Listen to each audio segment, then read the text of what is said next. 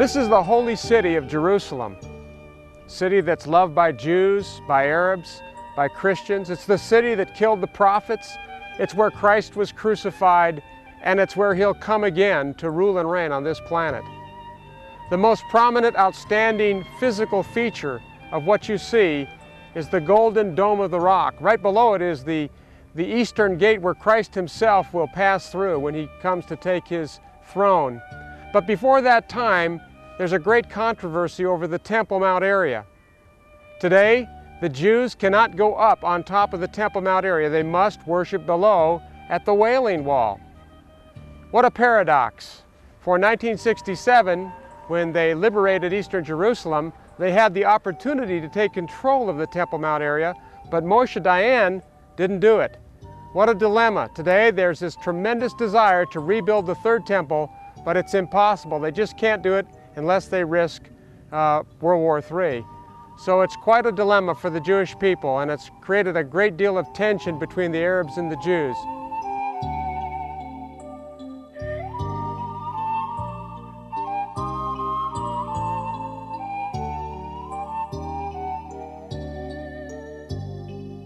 This is the resting place of David Ben-Gurion, Israel's modern-day Moses. It was Ben-Gurion who became Israel's first prime minister in 1948, leading the Jewish people from mere residency in Palestine to statehood in 1948. Once again, coming home after some 2,000 years of absence, the Jews were now back in the land and recognized by the world governing body, the United Nations, not as Palestine, but as Israel.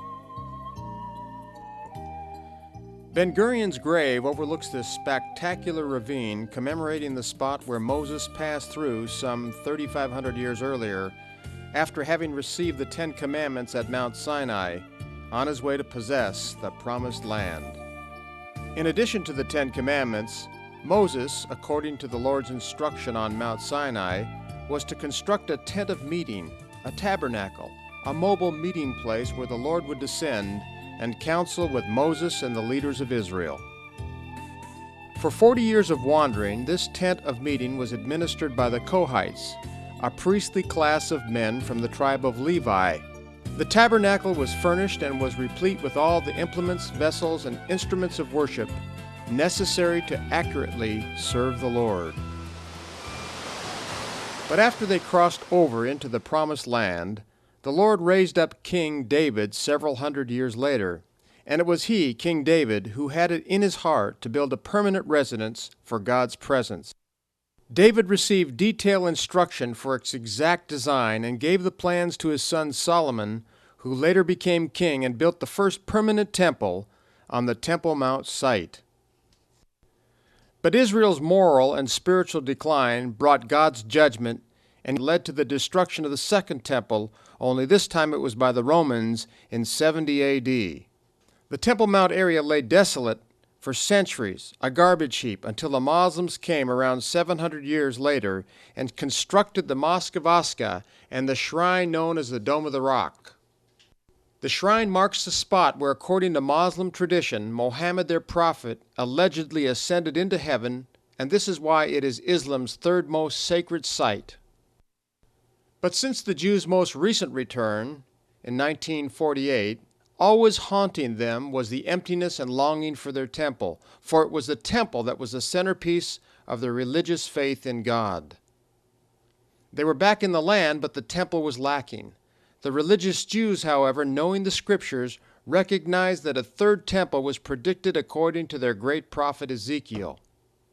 The Arabs, however, angered over the establishing of a Jewish state in 1948, and under the dark cloud of Islam sought to destroy the newly established state of Israel.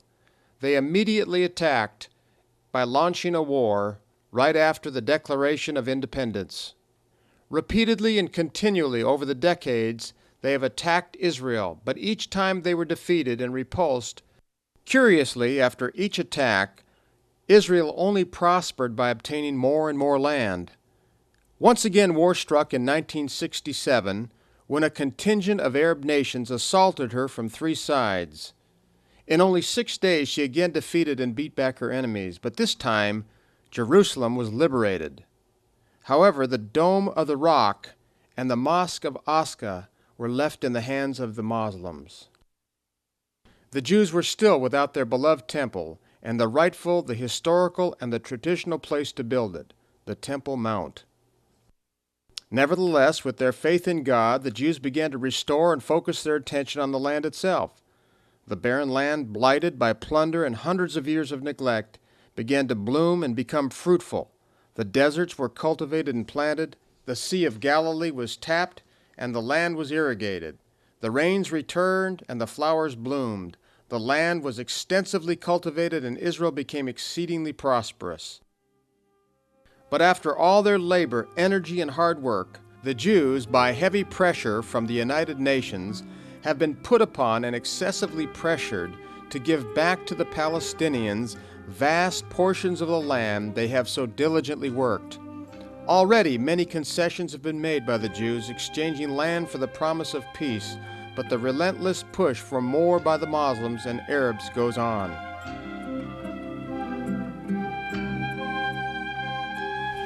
In traveling through Israel and going up into the Golan Heights, we ran across this field of corn. Now this is not corn in Oklahoma, or it's not corn in Iowa, it's corn on the Golan Heights. And it's not May or June, this is the latter part of August. No one grows corn in August. Nobody plants corn in July, but they do here in Israel, one crop after another. And remember, this is on the Golan Heights, where there was once, a few years ago, nothing but rock and grass and nothing growing at all. But yet Israel has cleared this land. They're growing orchards and crops of every kind, one after another, crop rotation. And this corn, just look at this corn. It's loaded down with ears, and look how thick it is. We don't plant corn this thick in Oklahoma or Iowa. We don't get this many ears of corn on a stalk, but it's amazing. And it concerns us that Israel is now being asked to trade this land back for a worthless piece of paper. While the Jews have allowed the Palestinians back into the land, the hostilities continue to rage. The age-old feud of Esau and Jacob continues to smolder and daily threatens to reignite into a full-scale conflagration. As more and more land has been ceded back, Islam's insatiable appetite has now brought the issue of the Temple Mount controversy to the forefront and has focused the world's attention on this most untenable situation. It seems the Temple Mount, the most holy site for both Jews and Muslims, will not be conceded by either. Who will control? This is the unanswerable question. Neither side seems to be willing to yield any position. The negotiations are stalled. The Temple Mount issue has become perhaps the flashpoint and trigger for global trouble. Jerusalem has become indeed a burdensome stone.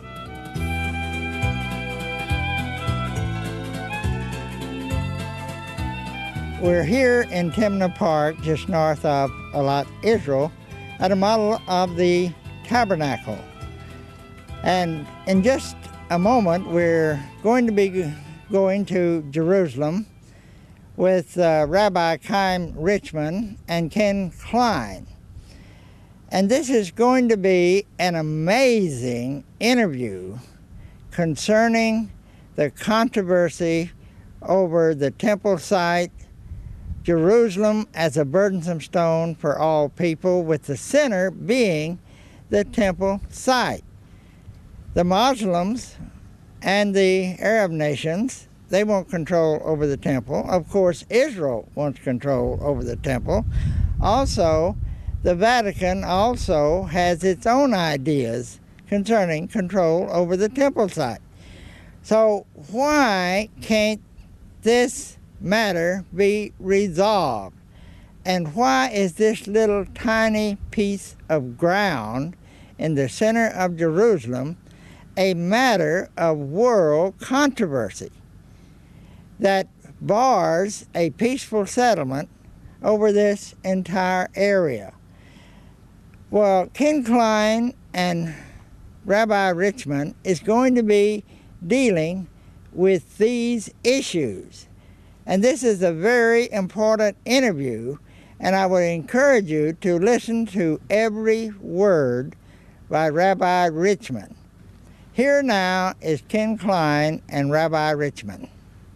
We're here with Rabbi Richmond from the Temple Institute, and he's going to share with us about the mission statement that they adhere to, and tell us more about what's going on today in this restoration of the temple. Rabbi, could you share with us what your institute's all about, please? The Temple Institute is dedicated to the concept of the positive commandment that Israel is entrusted with to rebuild the Holy Temple in every generation. Essentially, our goal is to try to fulfill this commandment of, "And you shall make for me a sanctuary that I will dwell among you," as best as possible. And the way that we are going about that, in addition to research and the development of educational curriculum that are in use all over the world, and a number of scientific projects, the main focal point of our work is the actual restoration of the vessels that can be used in the temple. And these things are not models or replicas or copies, but are actually real, made according to the exact requirements of the biblical law, according to every nuance of the way God gave it over to Moses, as embellished also in the oral tradition. So these things can actually be used in the rebuilt temple. To date, we've constructed over 3/4 of the vessels that are necessary for the restoration of temple service. This past year has been a very important milestone year for the Institute, in that we have created the 3 central vessels for the sanctuary itself: the golden menorah, the candelabra of 7 branches, the golden incense altar, and the table of the showbread. So this is already really just a tremendous breakthrough for Israel, knowing that we have these 3 vessels in the world today. Now, one of the major questions that are always asked is, where is the temple going to be rebuilt? So, of course, the temple doesn't go in Cincinnati or Paris, but a few meters in this direction on the Temple Mount. And that, of course, is not my idea or your idea, but something that God chose, the only place on earth that God chose to rest His presence. And so it's difficult, really, for many people to comprehend and to understand, to fathom how this is going to come about, considering the geopolitical reality of the situation as we have it today. I think it's important for us to stress, because there is unfortunately a tendency in the media and in a lot of areas, people kind of tend to throw together all those so-called temple enthusiasts in one pot. And they say, oh, those are the people that want to overthrow and that want to destroy the mosque and all that kind of thing. And this is really not the case. Our organization is a religious organization, and our goal is a religious goal, and that is to try to fulfill the commandment as best as possible. It's not a political organization. But again, on the other hand, I can't shy from the fact that that's where the temple belongs, and that's where it goes, and that's the destiny of the Jewish people. How it's going to come about is something else entirely, and I think that when we study the prophets of Israel, we begin to see that the major hallmark of that era is that it's a very special time of harmony and unity and peace, shared by all people, something unparalleled in human history. So it's hard to understand exactly how it would come about, given the situation today, but we don't believe that it will come about through confrontation or through aggression. We believe that all that we can really do is have the faith and integrity to live as Jews should live, to adhere to the Word of God, and to do as best as possible that which is incumbent upon us to bring us closer to the time of the temple. Rabbi, there's also the issue for the officiating in the temple, the priesthood. Could you speak to that? Dr. Hutchins has talked to me about that and has brought up some interesting scientific work that's being done to really try to find who the true priests are, and what can you enlighten us on what's going on with that area of your work? Yes, all of the people that are officiating in the temple are descendants of Aaron, and the Kohanim, as they're called, all trace their lineage to Aaron. Now, today, there are many people who do not know what their exact lineage is because of the whole concept of the Jewish experience over the millennia. Many records were lost, there was much persecution, entire communities were destroyed.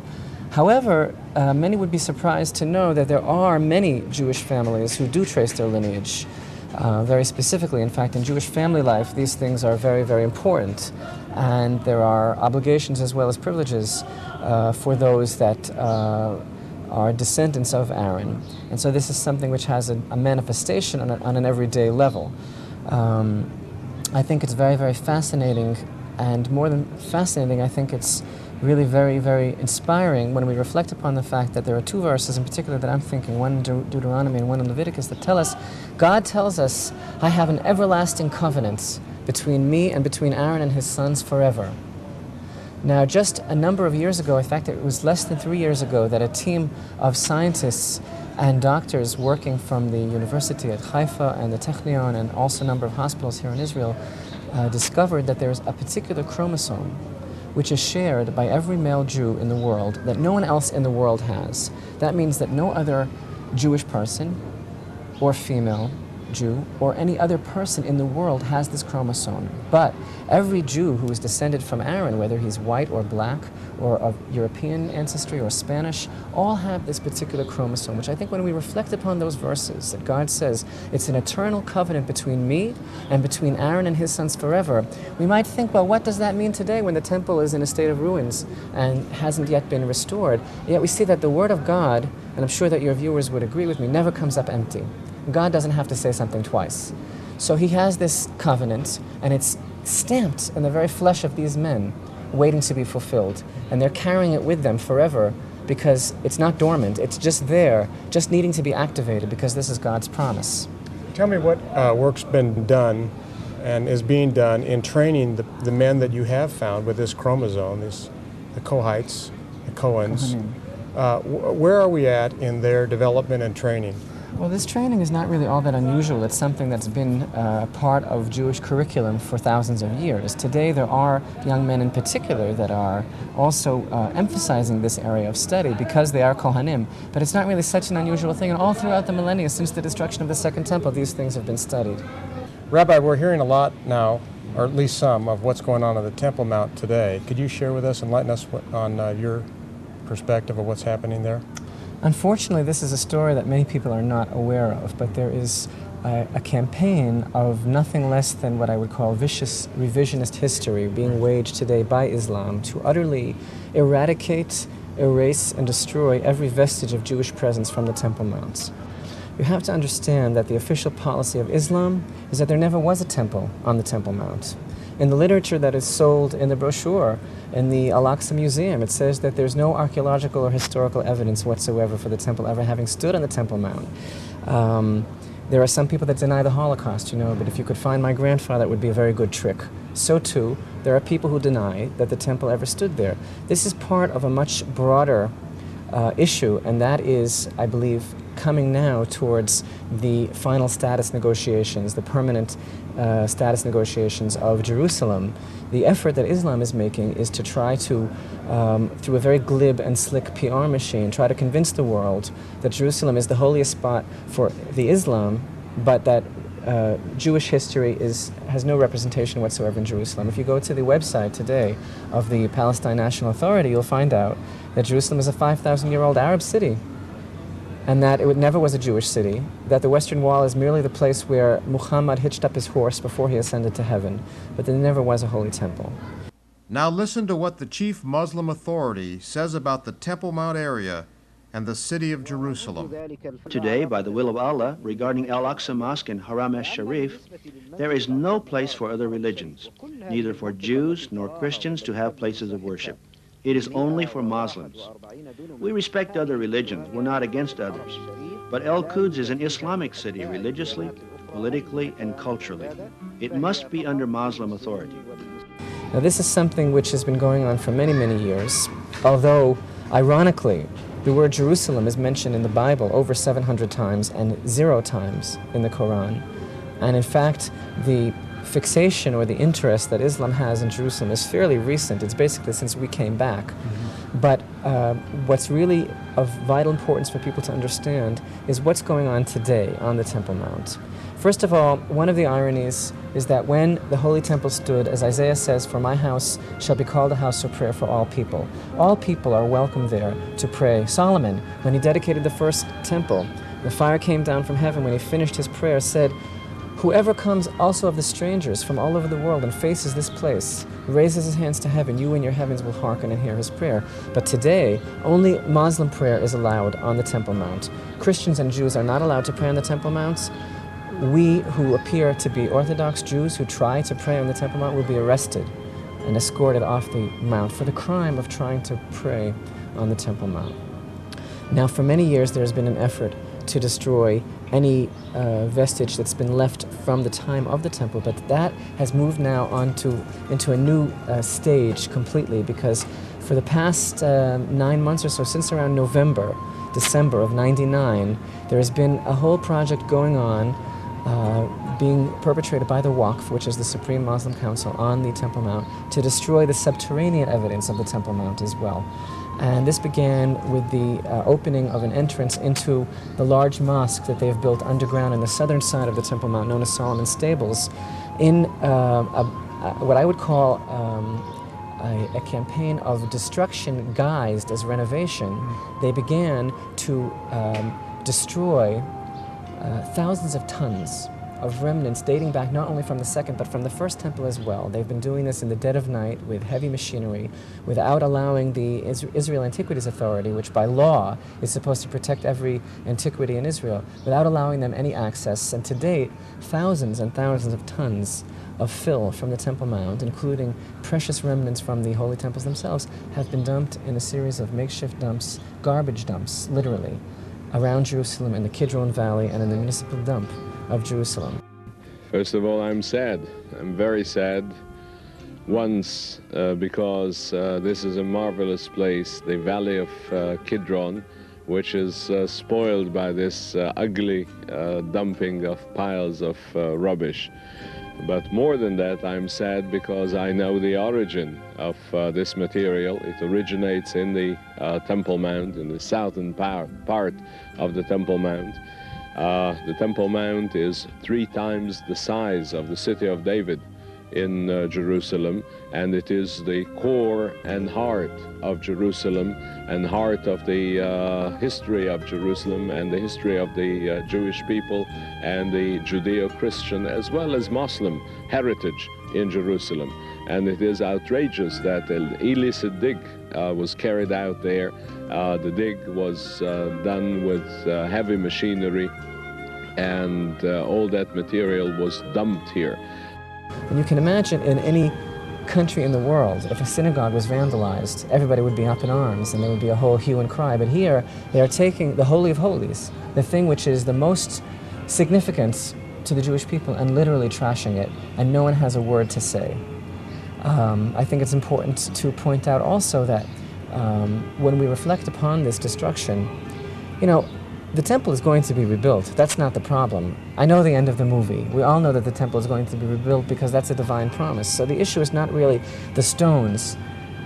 You know, life is more important than the stones, and the destiny that we've been entrusted to is more important. So it's not a question of the degradation of the stones, but more, I think the issue here is that it is a degradation to the honor of God. And that is what is so important for us to understand here. And that's why this whole issue is really of such significance for all Bible believers to understand what's going on. Because the fact that we've entered into this era now where the Muslims, who are waging war against the God of Israel, by waging war against Israel, that's what the Bible tells us, by their attacking the very foundation of God's throne on this earth, and not receiving any condemnation, being allowed to continue with impunity. The new era that we're in now is that they see that they're able to get away with this. And this is a tremendous degradation of God's name. And this has to be stopped. Now, Rabbi, there's Zionistic Jews here that aren't religious people, that have a different attitude about how to respond to this. I'm wondering, as I hear this, I'm enraged, you know. What is, how could you characterize the attitude in the Jewish people in general with regard to this matter? What's happening here within the heart of the people with regard to this desecration of, really, it is an attack, I agree, against the Lord, but it's also an attack against the identity of the Jewish people. That's right, because Israel is a reflection of the honor of God, so that's a very, very important point. what I think you have to understand is that every successive government in Israel since 1967 has essentially acted the role of the ostrich and had hit its head in the sand when it came to anything about the Temple Mount. They're kind of hoping that the whole thing will go away because it's such a sensitive issue. The only person who has any authority, really, for the ultimate decision-making process of the Temple Mount is the Prime Minister. The Prime Minister reserves that authority for himself. And instantly, if he so desired, he could execute, he could empower Israeli law on the Temple Mount. But he chooses not to. And this is really the issue, and the pressure that we have so far succeeded in our trying, hopefully with God's help, to continue to bring against him, is for him to understand through public opinion that this is not going to be tolerated. And that's really the whole issue here, that he must be made to understand that he can't come back from Camp David acting like a hero, saying, I fought like a lion for the holy things of Israel, for Jewish rights, and allow this kind of thing to happen. Yeah, he's already, it seems to me, backpedaled on the Temple Mount area with regard to letting Arafat even have a headquarters up there, which would allow the ongoing desecration of the artifacts that are underground. Well, thank you very much. It is an amazing time that we live in. Something's going to break soon, it seems, and we want to believe for the best. So thanks again.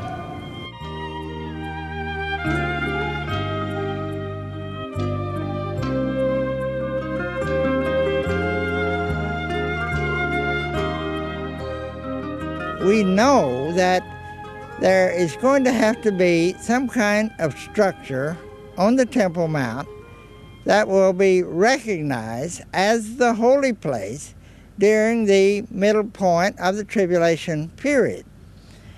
And at this time, there is going to be some world political and religious leader who is going to stand on this spot and declare that he is the Messiah.